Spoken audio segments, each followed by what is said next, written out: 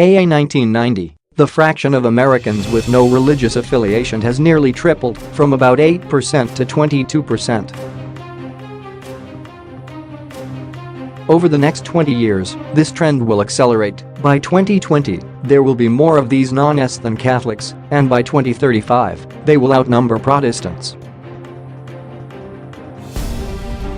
The following figure shows changes since 1972 and these predictions, based on data from the General Social Survey, GSS, Alan Downey. The GSS, which surveys 1,000–2,000 adults in the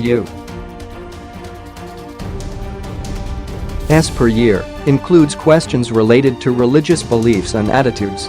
Regarding religious affiliation, it asks, what is your religious preference? Is it Protestant, Catholic, Jewish, some other religion, or no religion?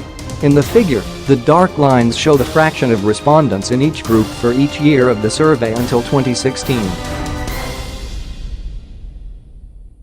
The shaded areas show predictions based on a statistical model of the relationship between year of birth, age, and religion.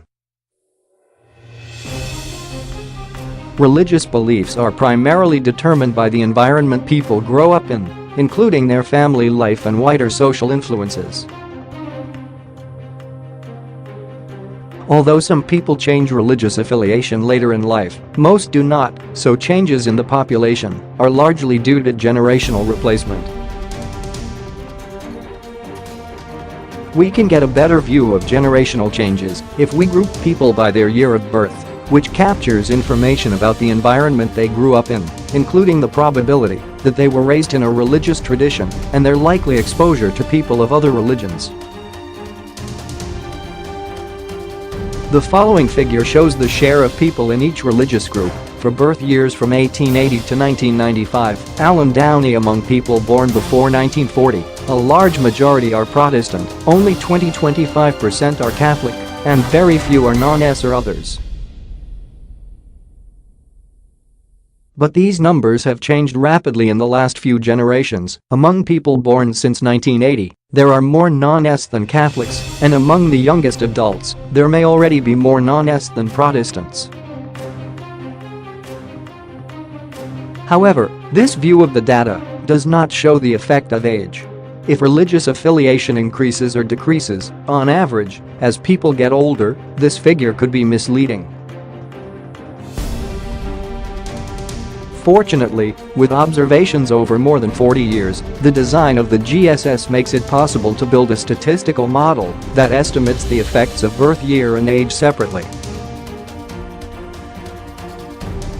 Then we can use the model to generate predictions by simulating the results of future surveys. The details of this methodology are in a longer version of this article, see links below. Are these predictions credible? Social changes are generally unpredictable. At any point, another great awakening could reverse these trends. But among social changes, demographic predictions are relatively safe. The events they predict have, in some sense, already happened. The people who will turn 40 years old in 2037 are turning 20 this year, and we already have data about them. The people who will turn 20 in 2037 have been, or soon will be born. So these predictions will only be wrong if current teenagers are more religious than people in their 20s, or if current children are being raised in a more religious environment. But in both cases, the opposite is more likely to be true. In fact, there are reasons to think these predictions are conservative. Survey results like these are subject to social desirability bias, which is the tendency of respondents to shade their answers in the direction they think is more socially acceptable. To the degree that apostasy is stigmatized, we expect these reports to underestimate the number of non-S. As the visibility of non-religious people increases, they might be more willing to be counted. In that case, the trends would go faster than predicted. The trends for Protestants and non-S have apparent points of inflection near 1990. Predictions that include earlier data are likely to underestimate future trends. If we use only data since 1990 to generate predictions, we expect the fraction of non-S to exceed 40% within 20 years.